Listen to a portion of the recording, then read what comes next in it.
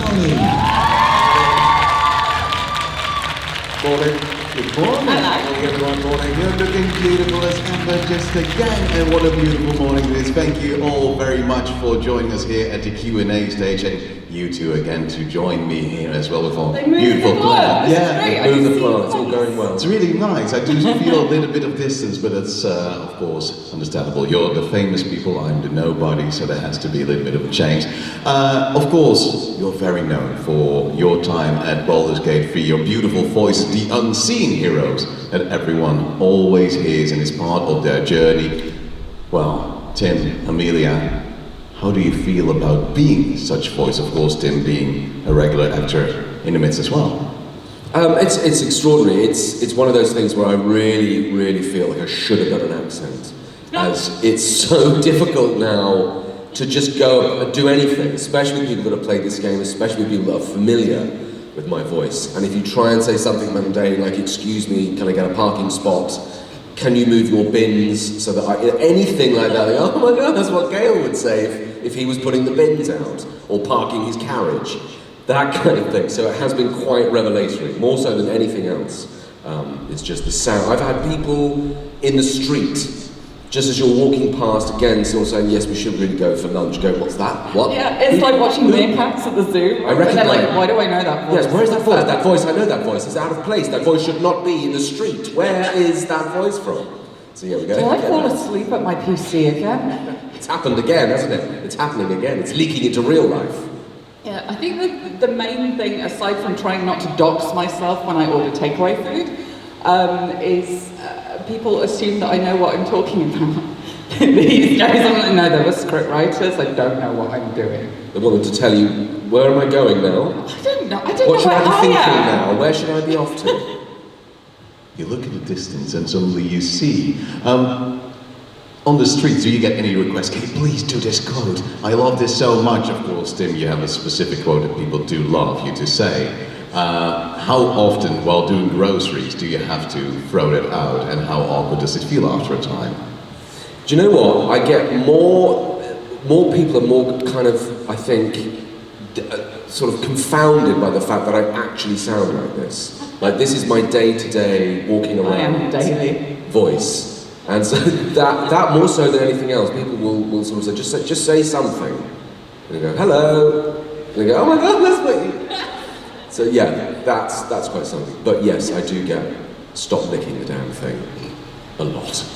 But it's a useful phrase. Stop licking things. It's a useful phrase in most things in life, though. Stop licking the damn thing. You don't know where it's been. That kind of thing. Yeah, definitely. Good with kids, dogs, the elderly, all of that. So it's good.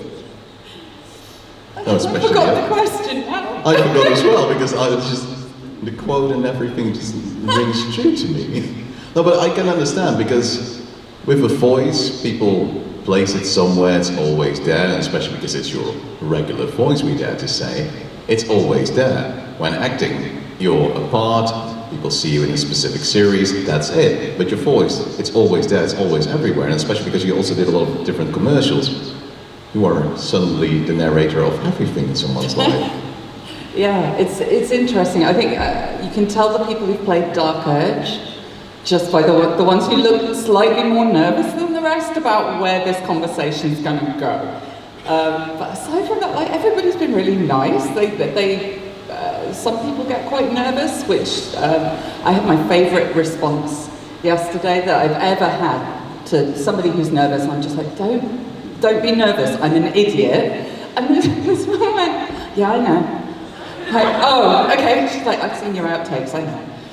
Brilliant. That's perfect, because that is me. I don't know what I'm doing. I am an idiot. I just say the lines.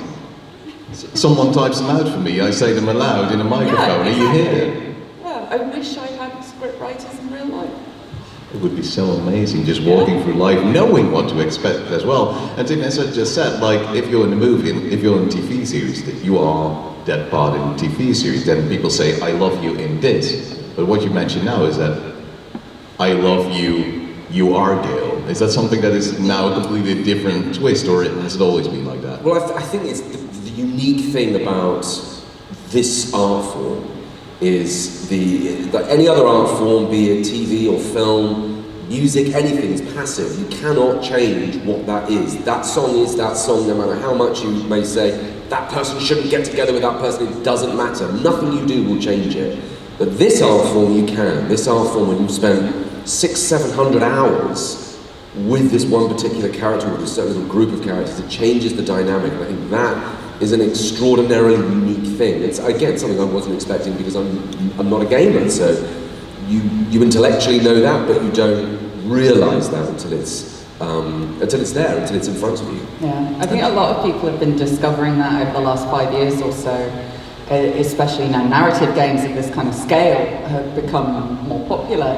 They're realising there's a much deeper connection with the people who play this than somebody who was watching a movie or a TV show, even if it runs for several series, because you are directly influencing things. You are creating a character that explores an aspect of your personality turned up to 11, and you get to explore what it would be like to be that person and make these choices. And so psychologically what happens is really fascinating, and people are discovering things about themselves, about their sexuality or their gender identity, or just like the kind of person they want to be, or the friends they want to have around them, and it's changed people's lives. And like that side of things is very satisfying for me, to get to be a tiny part in somebody's life getting better.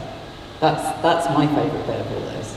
And that's the beautiful part about Discovery, but something you've also said is that people who listen to your dark urge voice and are like, oh, that is also something I identify with. I play D&D a lot, and when you're playing with friends, you have to stay somewhat nice. You can't go chaotic evil and ruin the entire party for the rest of the day to come. But in Baldur's Gate 3, you can do whatever you want, and then suddenly you come around. It depends if you're playing around. co-op or not, right? Some people do that still. I couldn't do that to my wife, I think she would kill me. But I think if you're playing solo in whatever playthrough you have, you can just go as wild as you want. And I think that's also, as you said, one of the beautiful things about being able to discover the game and what you are and what you want to do. Whereas there's now currently no social boundaries, but you can still discover whatever way there is. Yeah, it's a really interesting consequence-free way of experimenting and playing around. Even just learning how to play D&D. Like, I find the rules of that still, after several years, quite complicated. And I have to focus very hard to make my ADHD behave with that kind of thing. So it's been really nice to get to play a game that makes it very intuitive, and I'm not holding anybody up by trying to figure all this out and play around with things and see what I enjoy doing. So yeah, it kind of removes all the consequence and lets people free play. But you know what the most mind-bending thing, when we did that first Dungeons & Dragons playthrough, because you know, as a sort of young man, when you enter any sport or gaming arena, it's how am I going to win this? How do I win? And then to be told, no, you don't win. It's like, sorry, what? What's the point? point? We're playing a game, and game equals winning. No, you don't, it's the journey. And that was quite like, wow. So it's just the journey, it's the character creation, it's what you experience along the way, it's what you do with the team, and the team go through it together, being as strong as the weakest link. It was like, wow, that's great. How come why I've gone so high? That's amazing. That's your amazing child That's voice. my amazing Victorian child voice. You only need to look at something like Critical Role, like season 2, campaign 2 of that. The impact that a character like Mollymok had on that. Sorry, I'm just keeping. No, keep going. But the impact of a character that was not there for very long was huge on that campaign, and that's just testament to what can happen in tabletop if you just lean into something and let the dice decide stuff for you.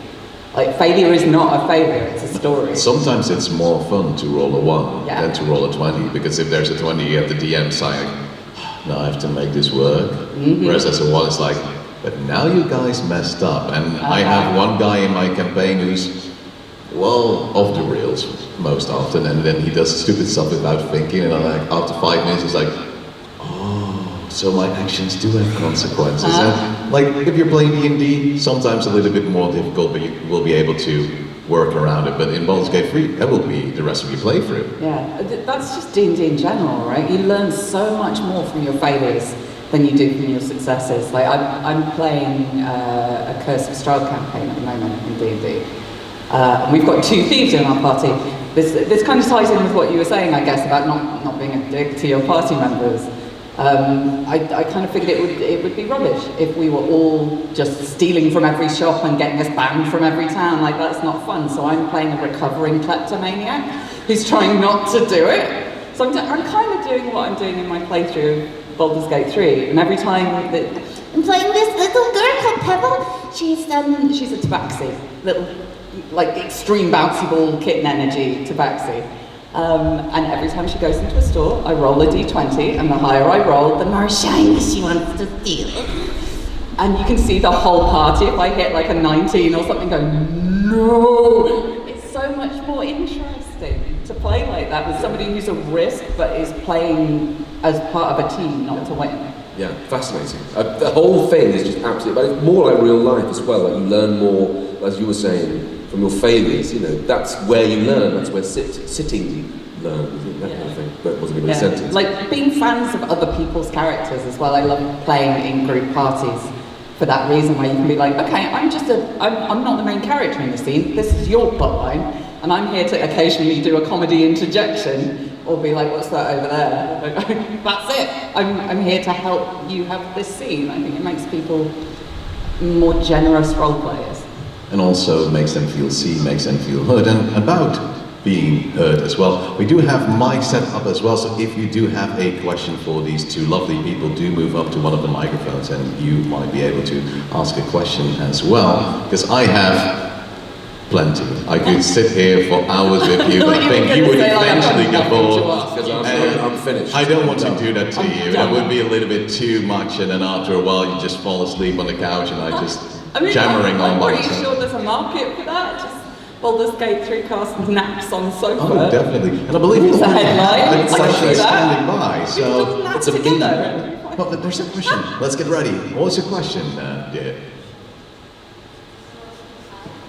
Slightly closer to the mic. So I ditched my D&D group before meeting you guys, and my question is for Tim Downie. I heard something about a pranking wars with Samantha Bayard. Can you tell me something about that? Sorry, say that again. A pranking wars with Samantha Bayard during the production of Baldur's Gate 3. A pranking war? Oh no, I don't know anything about pranking war. We barely saw each other.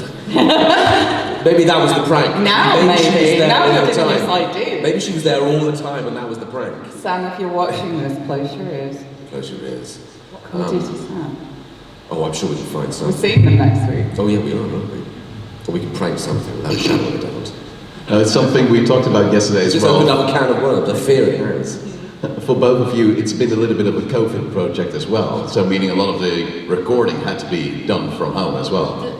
To be honest, like, COVID just enhanced what recording for games usually is. Like, the majority of games are not like you see behind the scenes of, I don't know, The Last of Us, where everybody's in mocap suits and they're actually having scenes together. That's actually really, really rare.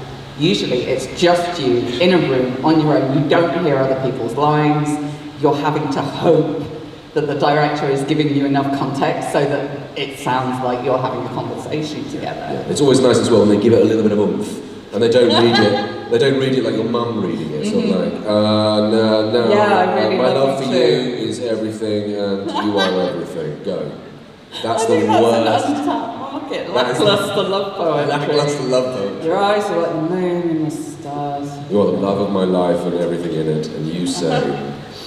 It sounds like my foes at my wedding for some reason, and somehow they didn't really ring true. We also have a question over there, sir. Hi, thank you for being here. It's nice to have the opportunity to talk with you. And I have a quick question about the work you do as an actor and actress. Is it really different to voiceover in video games than being on a TV set or on a stage? And how do you enter the characters in this case, particular case of the video games? Thank you. So, just to make sure, it's like, how is it different as a voice actor rather than being on TV, being in a studio, stuff like that? I guess in a voice booth particularly, you are having to create everything that would normally happen on a TV set or a film set in your head. You have to not just imagine that you are wearing the right clothes, you have got the right face, all the people are around you, even to the stage of like the room size that you're in. If I'm talking to you over there, your voice gets a little higher and a little louder to cross that space. But if you're right down here, Tim, you can afford to go a bit lower. I mean, it's just, like technically learning how that works. But a lot of it's breathing, I find. A lot of people forget to breathe and make it sound like they're really moving and talking. Yeah, very much. And I think also it's a kind of cross of so many different styles. Like when I first went in, I thought, oh, it's going to be this, like a heightened version of voice work. And you go, no, actually, no, it's not that. It's that and other things. So it's a little bit like mask work, where you have all the features taken away, and you have to physicalize it, but you mustn't over-physicalize it, because then that looks ridiculous.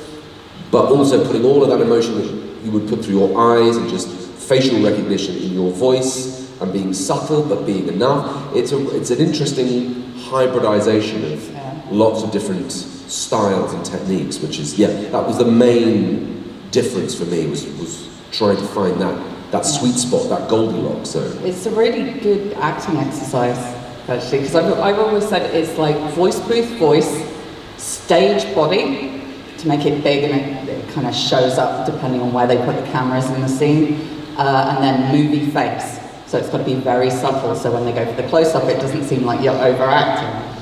And finding actors who can do all three of those things instinctively without overthinking it, it's quite rare, apparently. No, it really is. It really, really is. You realise what a skill it is. Like, it's not a sort of one-size-fits-all thing. Like, if you can do it and do it well, you're like the curate's egg. You know, it's a rare, rare thing.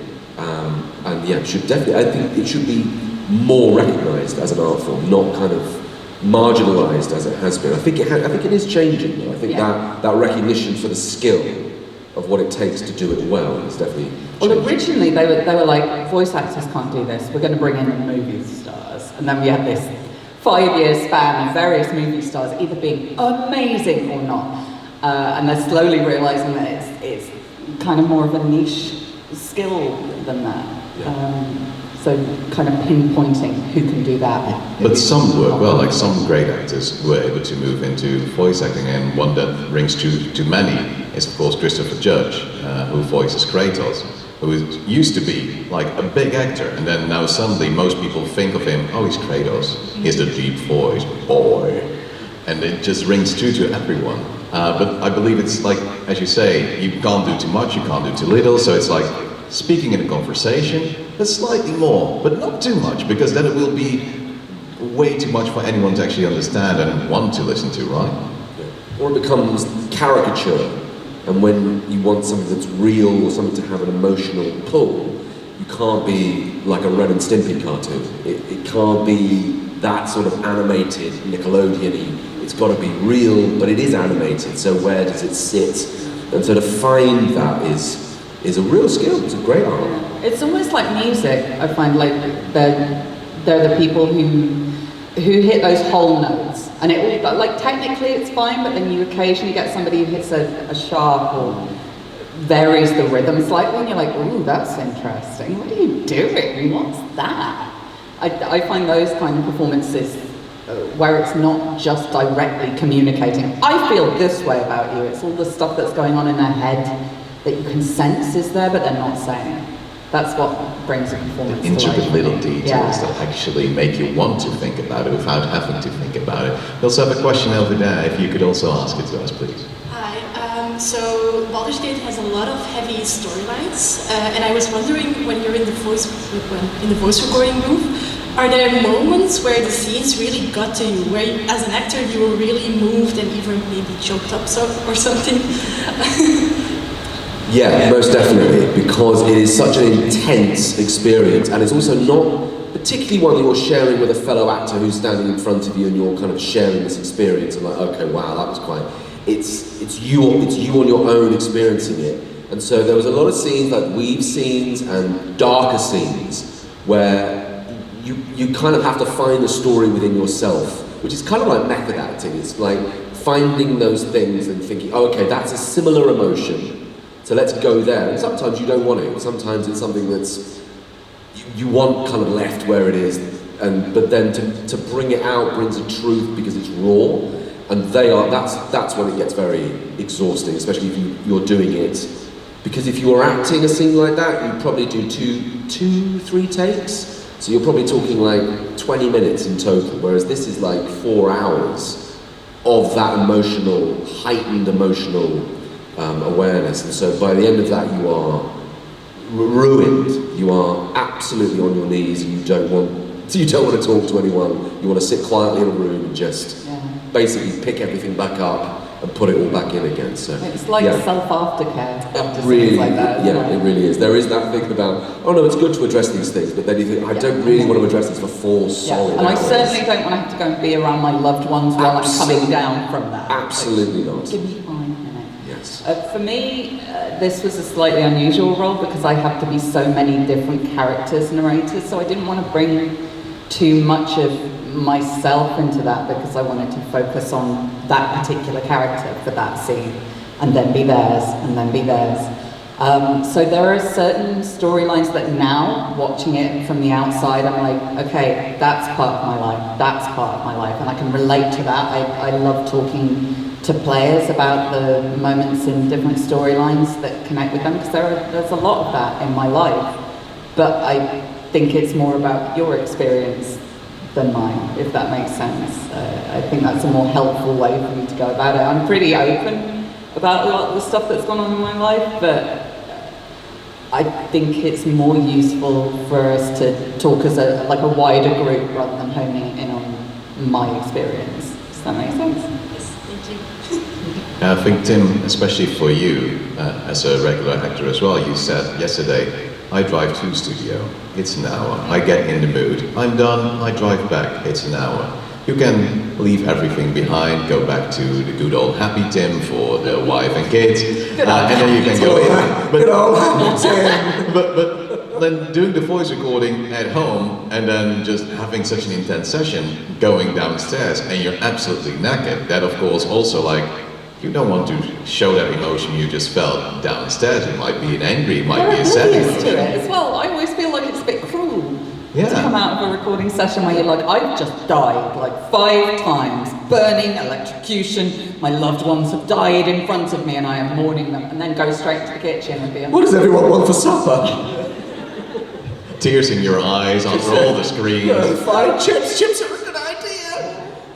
I get it a lot at home. I've got a recording studio at home, luckily, and a lot of the time I'll be like wandering around on the patio, just like trying to keep in a headspace. And my partner Jay will be like, "You're right, do you want a cup of tea?" I'm like, "I'm not me right now." And that's all I have to say. It's like, "Oh, okay, sorry, I don't know that. I don't know whoever that is." You just I'll run give you a in five. the dark one today.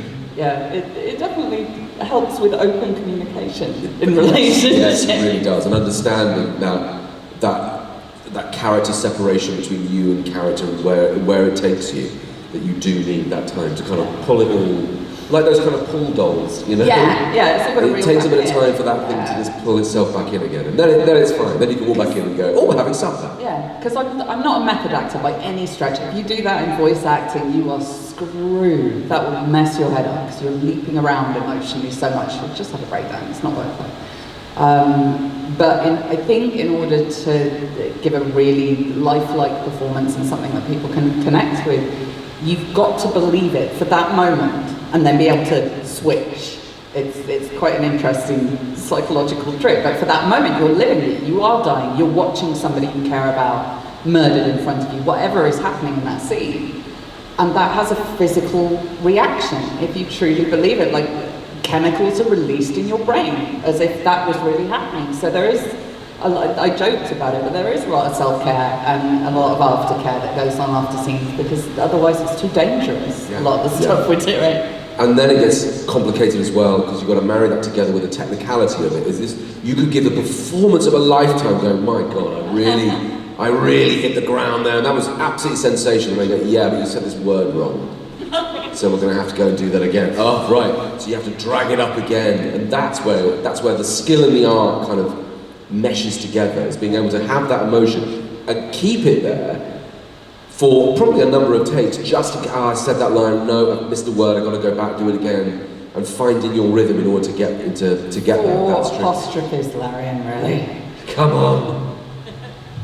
It's just grueling, grinding, and especially, of course, as you said, if someone dies that you've spent hours on doing voice work for, you're like, damn, I've been at it for so long, and now you just die, and now you just expect me to, oh wait, we're gonna do the start again? And then suddenly you're just dragged from one place to another, and you suddenly have to recover. But I believe there's another question right there. 10 points, not to Gryffindor this time. No, not to Gryffindor. Hi Tim, hi Amelia, welcome to Belgium. My question is, what was your most challenging gig and why? Hard question. Yeah, hard question. Yeah. I hear the brains working all the way up there. I mean, it depends what you mean by challenging. Like, there have been dreadful ones, don't get me wrong. And I'm not going to diss anyone in public, but some directors are better than others, let's put it that way. I think this one was pretty challenging, to be honest, because to do 17 different distinct personalities, to create that, usually you would rely on accents, or you would rely on a different physicality, a different something, like something to hang that off. And for me in this role, I didn't have any of that. I didn't even have a face. So I had to do it all vocally, and it all had to still sound like me, and technically it was very challenging because sometimes there would be a line that had to be usable for basically any character, but then it would flit into Dark Urge for a couple of lines if you're playing Dark Urge, or a Paladin if you're playing a Paladin. It all technically had to flow in a way that made sense. So I guess this one, really, just because there was so much going on and so many different read styles that I had to make work together. But you didn't do any mocap, right? Not for this one, no. But that's easier. Doing a full performance character gig is so much easier. You've got so many more toys to play, so many more things to use to communicate what you're trying to do. Doing it all just with voice is a very different skill set. There have been so many things that have just been like very challenging. Like this was challenging in the sense that it was more mental than physical. I've done stand-up in the past. That's challenging because you're standing up in front of a group of people who don't know you, that are looking at you going, go on then, make me laugh. Go on then, funny man. That's quite challenging to change that around. That is very difficult. And then there's been, just be funnier. Just do what I'm asking you to do. Be funny. This is awful. And then there's been physical ones which have been really difficult. Things like I've had to be thrown in literally I was thrown in a river of ice. They had to crack the ice off a river. And then throw me in it. This was a job. This wasn't hazing. So they threw me in that. I've done things like, being chased by a pack of Dobermans. And the take before that, the Doberman hadn't quite realised that the person they were chasing was an actor and had gone for it. Oh no. So that was quite interesting. And they go, right Tim, you're up, so it's going to be fine. No, they're tired now, so you're fine. So that's quite challenging. I cracked a rib once by running up a hill. Again, being chased by another dog. I don't know, maybe I have a face. Put a dog on this man. Biteable face. Get a dog and get that dog to chase him. I want to see what happens. And I had to run up, and it had been raining, and it was in a cemetery, and obviously. And I had to run up this little bank between these tombs as this phantom dog was chasing me. And as I ran up, I slipped, and there was a root, and I cracked a rib on the root, and then had to still get up because the camera was on a track. Get up and carry on running, and by the end of it, you're going, okay, I can't breathe. That's quite interesting. Okay, shall I do it again? There you go, you see the technicality. Yes, fine, don't. Can you hear a whistle? Is there a whistling? Have I punctured a lung? What is that? So that's, so there are I'm having so many flashbacks thanks to those stories. Like so many indie projects.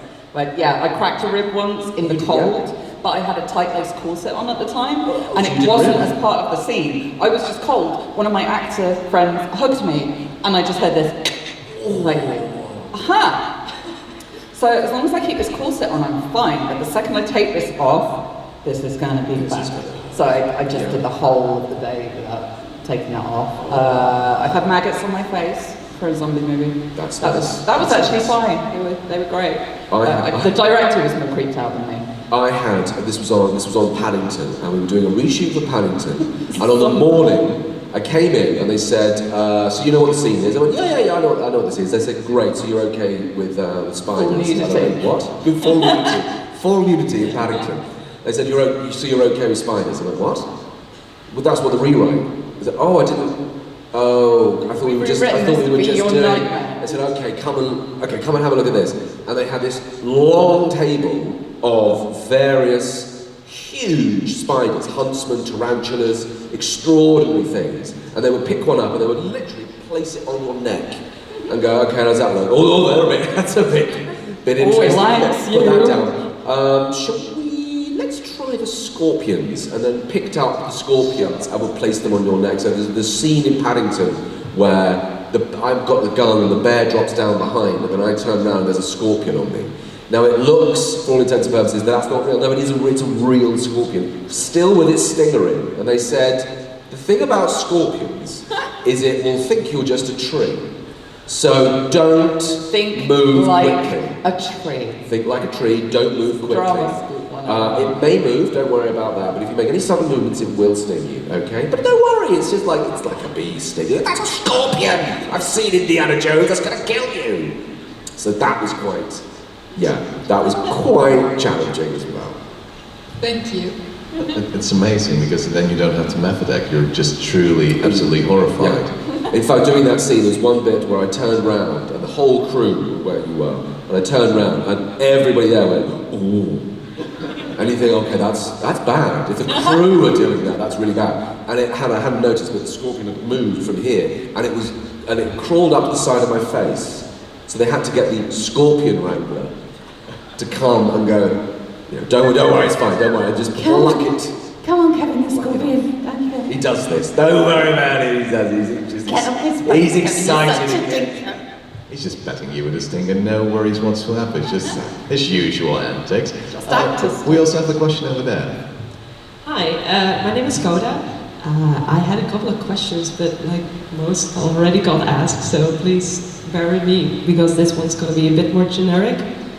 I was wondering, like, which of the scenes that you both did in Baldur's Gate was that stayed the most with you? Like, which one was very significant for you that you still remember well?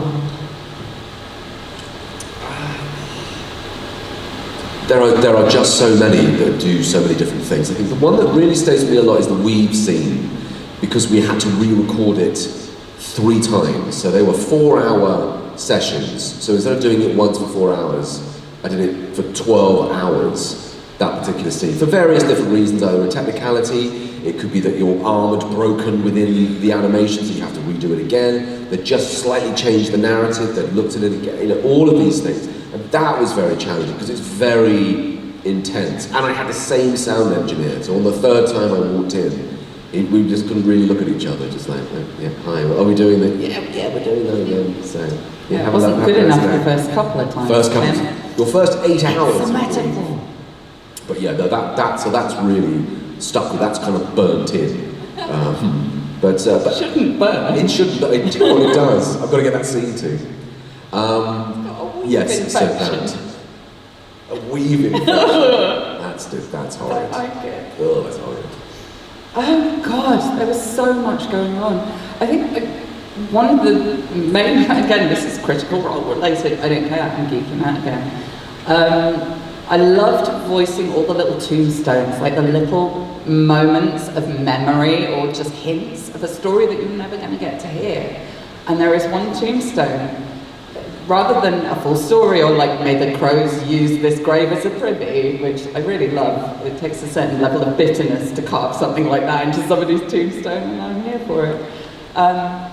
There's one tombstone that is just the letters MT, and I had to stop the recording session for 5 minutes because I was not emotionally prepared. It's got a large amount of significance to anybody who's really into Critical Role, and it's a character that died, and it was awful, and I hated it, and I had to stop it, and I was like, okay, firstly, is this a reference to what I think it is? And it? And the director was like, I'll check with the writers. Tap, tap, tap.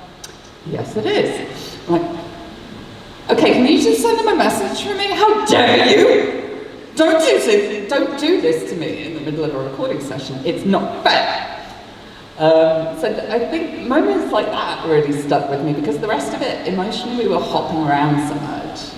It was like tiny moments or silly stuff, like a boat beckoning you over, which is a mental image, is really fun. Yeah, it was silly stuff that stuck with me. Okay, thank you. I can already imagine, because especially as a narrator, you're gonna have to be very calmly about what's on the tombstone, and you're just seeing that like, oh boy, and then you have to still do it with a relatively neutral voice as well. Yeah, well, like most of them we were trying to, the same with the, God, what were they called? All my words have gone away now. But they're like the memories of a dead person in the shadow close bands. Those we tried to make very emotive. We wanted to make it feel like, oh, you killed it. You kill a bunch of people and then you get to see the memories of who that person was and their family. And you're like, oh no. I love doing that. Yeah, consequences. This was a real person who had a life. Had, past tense. So usually we made them quite emotive and quite, like we wanted to draw somebody into that story, but for that one tombstone we just wanted to be placed very neutrally, just empty. And then for the people that meant something to, it was like, and now be emotionally destroyed. Enjoy. Just in the middle of a game, finding something, just wandering around, oh boy, and just ruined. Yeah, the gravestones in general in that game are very well written. I love them. Yeah, you just find them out of nowhere. You're like, oh, this is something. Then you hear something. Oh, okay. Yeah, the layers of realization. It's just beautiful, and I believe we have yet another question over there. Hello. My name is Noah. I was wondering about your audition process.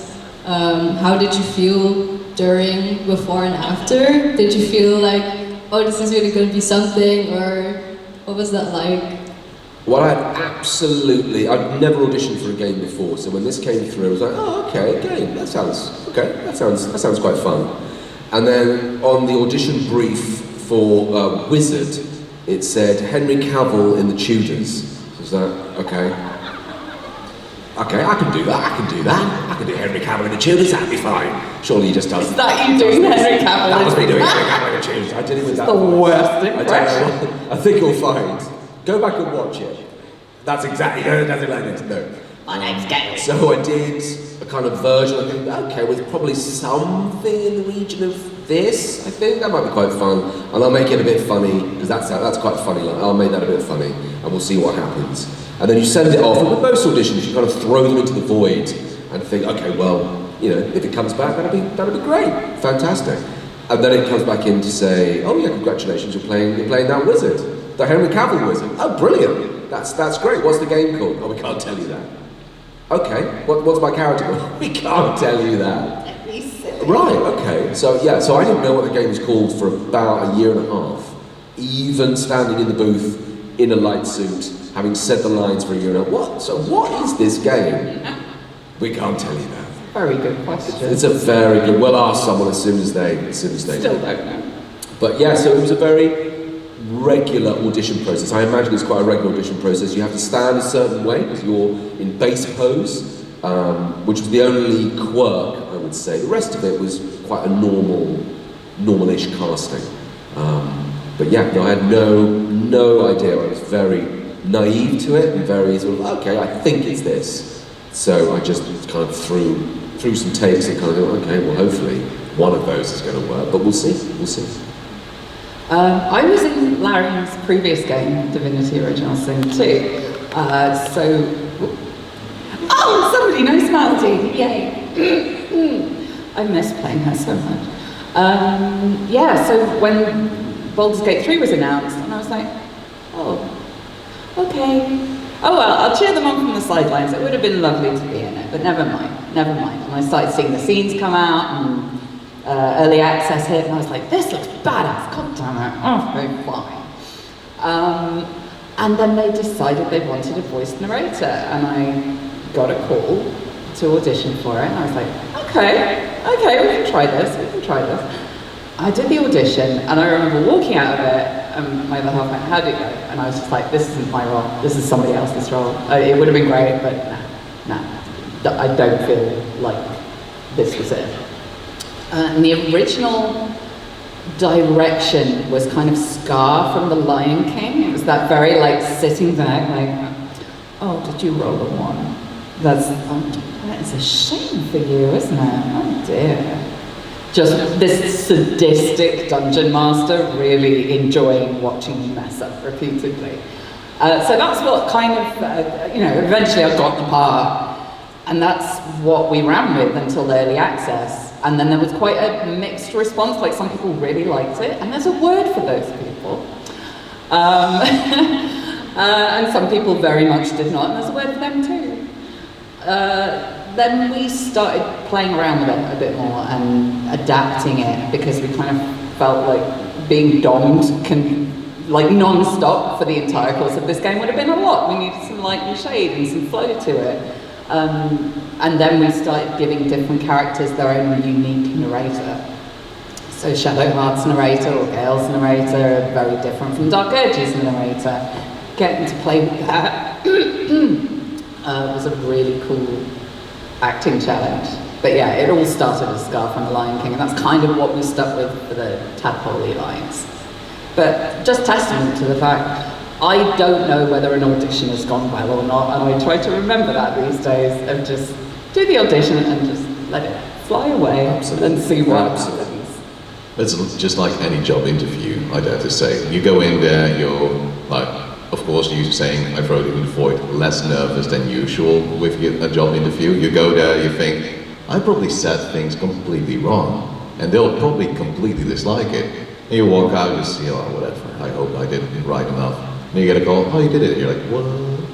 Well, that's psychologically, I think, what happens when you relax into stuff like that. You end up with the jobs and the roles that are right for you, as opposed to just, I'll be whatever you want. What do you need me to be? Please, I'll change everything about my personality.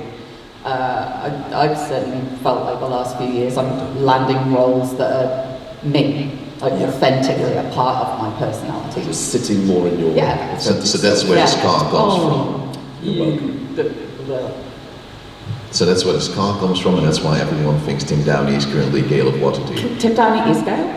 Oh yeah, he is. And he didn't know! I don't know how he didn't know. No idea. No idea. I don't know why I was so oblivious to that.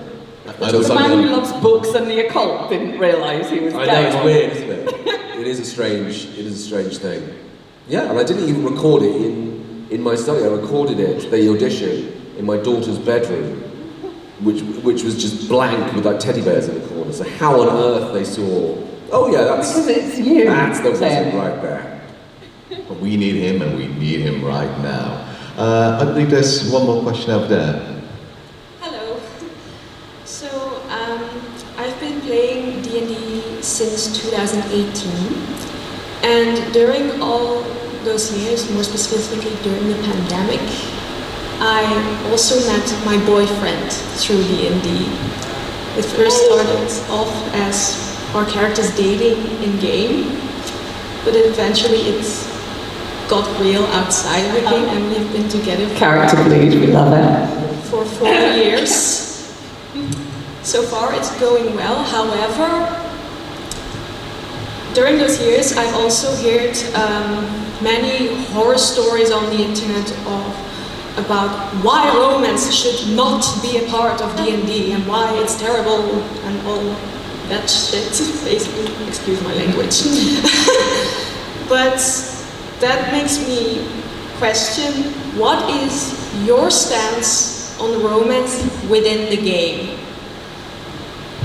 Because it's a big one for a lot of people. I've got a lot to say about this. Well, you go first. No, you go first, please. No, because I didn't even realise that this was even a thing. I literally walked in one Wednesday, and they said, so we're doing the romance scenes. It was like, oh, just sort of like, oh, I love you, here's some flowers. No, we're doing the romance scenes. I'm like, what do you mean? I had genuinely no idea this was even a thing, that it was even in the game. No idea at all. So it was quite revelatory. But I think from that initial shock, it's certainly changed my perspective. But I think also it's the quality of how it's done, because it could be done really crassly. And I think it's been handled brilliantly, which is testament to the writers and the animators and Yeah, it's everyone. been who very goes into it. delicate, right? Really delicate. Respectful. Incredibly so, and I think, so my initial shock was that it was going to be gratuitous, and actually, it's not. It's handled in a very different way, so it certainly changed my perspective on it. So I could certainly see how it is far more of a valid part within the whole game thing, because it encompasses life. It encompasses everything. And so you can't have life without having that. And if it's handled well, then it is a vital part, I think. I think there are two aspects to it. I think firstly, like role-play, romance in general, whether it's in this game, D&D, online, like I play a lot of Red Dead Redemption 2 role-play online. And I've had some great experiences. I've been very lucky with the people that I've had those interactions with. I've had a couple of very bad ones. I've seen a lot of people having very bad, unhealthy role-play relationships where people are in it for a kind of real-life wish fulfillment, and at that point it becomes super toxic and very dangerous as the second proper character bleed, as opposed to, hey, you and I vibe together really well, like has happened with you. That's the great kind, where you're like, we've realised that we work well together, this is amazing. As opposed to, I genuinely feel like this is a real relationship we're having now and it's my everything. And if this goes badly in roleplay, I will react badly in real life. Like at that point, run screaming, that's not healthy and it shouldn't be happening. I think romance, roleplay can be really healthy for people as well, but like people, I've had so many people like deep down the autistic spectrum who've been like, this has been my proving ground of learning how I can interact and how I can react, and playing with that again in a consequence-free environment where it's safe and it's fun. I think this game in particular is really cool to be able to play with different relationship styles, to maybe try out stuff that you wouldn't have explored otherwise or wouldn't have had the opportunity to. That's really cool. Loads of people learning stuff about themselves and their preferences and everything else. I think that's super healthy. The only time I think it can be very unhealthy is when people don't see the bad side of those characters. Because every single one of the romance companions in this game has a flaw, has a dangerous flaw in some cases. And what concerns me is that people will only see the positive and then go and mirror that in real life. And at that point, like the psychologist in me goes, oh no, what have we done? No, please don't date that starring in real, no, he needs to go to therapy. Don't date that man. Make him go away, heal himself, then date him. Like that, the I can fix him, I think is great, and in a game, in real life is very, very dangerous. So I have strong opinions about both psychology and roleplay, apparently. Thank you so much. No, it's very interesting because, as you said, it is an integral part of life. And luckily in Baldur's Gate 3, it's been done very mindful and very tasteful. Not just like, oh, we have a game, we have characters, we need romance in it, just throw it in there. It is a journey to get there, and it's a very respectful journey where they have to get consent, you have to work for it, you have to prove your work, you have to make the right decisions. And as you said, it's a good way to learn. Of course, people shouldn't dissociate saying that, oh, this is like real life. It stops it just being a tick box, right? Like, how do I get sex out of this interaction? What do I have to tell you to make you sleep with me? It becomes something much deeper than that, and an understanding of like who that character is, what makes them tick, what are they looking for in a partner. They have preferences. You might not be it.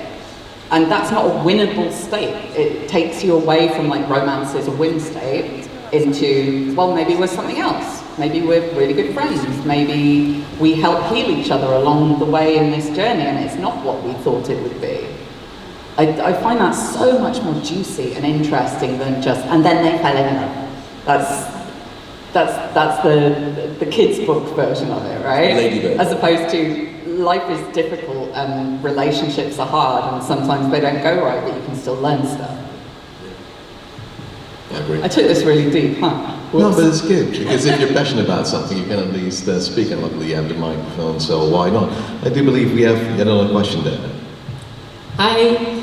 I was wondering, since the game has like very specific vocabulary, if there were like specific words that you read and were like, how do I even pronounce Yes, this? every single session, every day. It got to the point where the writers were just fucking with me. And I know that for a fact. But some of the words are just D&D, right? Yeah, I mean, but for me, anything, spells, names, places. Kasha, something like that. Anyway, 4 apostrophes in a single word should be illegal. It's just not right. No, it's not. It's not a thing. No. I'm vaguely well versed in the D&D universe, so some of the things that would trip some people up weren't an issue, but I tended to just rhyme things. I have a very audio sensitive memory, so if I mispronounce something wrong the first time, I'm screwed. So just don't say the word to me until you know for a fact how it's pronounced, then I will figure out something it rhymes with. Saravok armchair is how I remembered that one. It's armchair to rhyme with armchair. But yeah, I had so many weird words in this that by the end I was just giggling on the floor, just going, you're messing with me, they're messing with me, type, type, type. They're laughing in chat, yeah, they are messing with me. But also, you would say a word or a name, and then you look around going, have I said that right? And you get blank faces back going, well, we'll have to Google it. Apparently you can say one of 4 different ways. Well, that means we're probably going to have to re-record it, so am I now going to have to say this name 4 times? Yeah. 4 different ways. And then they'll come back to you about a month later and go, you know, you said that thing, but it's actually said like this. But I had to do that for every character then. Oh, that's horrendous. But the he, she, they Did you see a word? Were there certain things that you could kind of, as you're kind of scanning through it, you could kind of see a word going, oh God, not that word again. Surely that was. Because I'm sight reading, I don't read quite that far ahead, but if it's a set of lines where it's like it pops up in every single one of these, it almost becomes like a ski ramp. You can see it coming, you're like, no, don't focus on it, don't think about it, it's coming. And then I would get through that word, and then the word at would trip me up. Oh, yeah, just normal, simple words. Yes. Why can't I say that? This is my job, I hate myself. Because they're so easy that you already want to skip them in your brain. That's my ADHD brain. If I know what's coming up in a text that I have to speak aloud, I'm already skipping the easy words, and then I remember like, oh wait, I should actually set that one. Yeah, because we're actors, we're glorified show ponies, right? We can do dressage, but don't ask us to go for a mile-long hike. Don't do that. Yeah, like I can learn tricks. I can read some Latin. I can make it look like I'm going on a mile hike, but I won't actually go a mile hike. You can continue briefing. Like It's all illusions. Definitely. Let's take one final question from you, sir. Hi. Between COVID and kind of the rise of Baldur's Gate 3 and its popularity, D&D and its player base has had essentially an exponential rise. I was wondering how it felt from your end being a part of that and knowing that you had an influence on all these new players essentially discovering the game for the first time, being involved in the storytelling and role-playing, and how that kind of felt from your end. Could you repeat that? Just a very small, brief summary of the question, just to be sure. How it felt essentially being a part of the rise of D&D, not rise, but the exponential popularity of it essentially. Of this game in particular, is that? Yeah, of course, like D&D was already rising, of course. You being a Critical Role fan has already been something. We were but not I think the beginning of this. Baldur's Gate has actually made it way more approachable for a lot of people. It's made it more universal, I guess. And what's made me really easy step in without the social pressure, having to find out your character sheet and then, oh wait, there's a ton of spells that Tim doesn't know how to pronounce yet. Yeah, I've been really surprised and like happily surprised how many different groups this has opened the doors to. Like there's no way that somebody in my parents' generation, previously I would have mentioned D&D to, and they would have gone for anything other than the classic 80s stereotype of like smelly boys in a basement. It's so different now. And so many people have heard of it because of this game, because it's been so open and so vocal and across so many different platforms, people streaming and TikTok, and watching people play for the first time who have never experienced that before, and realizing what roleplay is, realizing the fun that you can have from rolling a dice and letting that decide whether you pass or fail rather than trying to micromanage your whole life. That is one of the most satisfying things. My involvement in it, I see as very minimal. it's more of a global thing now, and it's bringing people of different generations together. Like, I would have loved to, wow, okay, didn't expect that to hit me. I would have loved to play this with my dad, because he died while I was making this game. And he got me into gaming. And seeing other people playing with their parents makes me so happy. Just being able to share your passion, share your journey, and especially with Baldur's Gate being approachable from a very basic standpoint, even if you've played D&D, if you've played games or not at all, it is playable for everyone. And I can completely understand that and wanting to share that passion again. Yeah, like the world now is so big, and so many people living in different parts of it who were close before, like getting to play online and having these games, like making a D&D group, making diaries work together is hard enough. Being able to give them a forum for that to happen, like physically, rather than just connecting over Zoom or something. Continuing games, even though geography separates us. Continuing relationships and getting to play together. Like, that's one of the most satisfying things about this, because that has an echo beyond this game. Sorry about that. Got me unexpectedly. No worries, you can't hold down emotions. It's normal to let them out. Tim, do you have anything to add? No, what I find so fascinating is to look at it from a cultural, which is me going off on one as I usually do on these things, is if you go back to the 1980s and the idea of the video nasties, and Dungeons and Dragons was very much in that satanic panic, that rise of like the doom and death of society, especially in the UK and in America, and D&D was right at the centre of that. We are selling the souls of our kids to the devil. And this was a very, very, I don't think it can be underestimated. Just curious. Enough. Good. But it can't be underestimated just where Dungeons and Dragons sat back then in the early 80s, at a time where you're having Cannibal Holocaust and Evil Dead and all of these things that were coming out that were supposed to be the destruction of our kids, to now it being seen as a very good thing. It's almost like how The Simpsons were seen. Psychologically healthy. Psychologically healthy. It's not about winning, it's about the team, it's about the group. How can you help each other? This is a group thing. So that the migration it has taken from being something that was literally, they were burning them in the car parks of churches, to now is an extraordinary journey and testimony to just storytelling and unity and bringing together, which is a wonderful, wonderful, extraordinary thing. And I think, amazing. The instant popularity of it when it reached that bigger scale as well just shows that we were missing something as a society. Like, we were missing that group dynamic without it being controlled by a church or a school or a family. Like, it's you as a person finding your people, finding people that speak a similar language to you emotionally and story-wise, who have similar goals, and making something of that. It's a very found family kind of thing, and I think we were missing a creative way to embrace that. Voicing yourself by not being yourself with your friends is very important. It's the weirdest form of authenticity. Like, I'm being authentically me, but also a cat. Very who jumpy. steals things. I don't do that, by the way. You know, like, getting to play with an aspect of your personality is so much fun and very healthy. Giving it room rather than pushing it away. Yeah, I love that. Well, I think that's all for now, and we'll be heading to Hall 3 relatively soon to do some lovely signing sessions.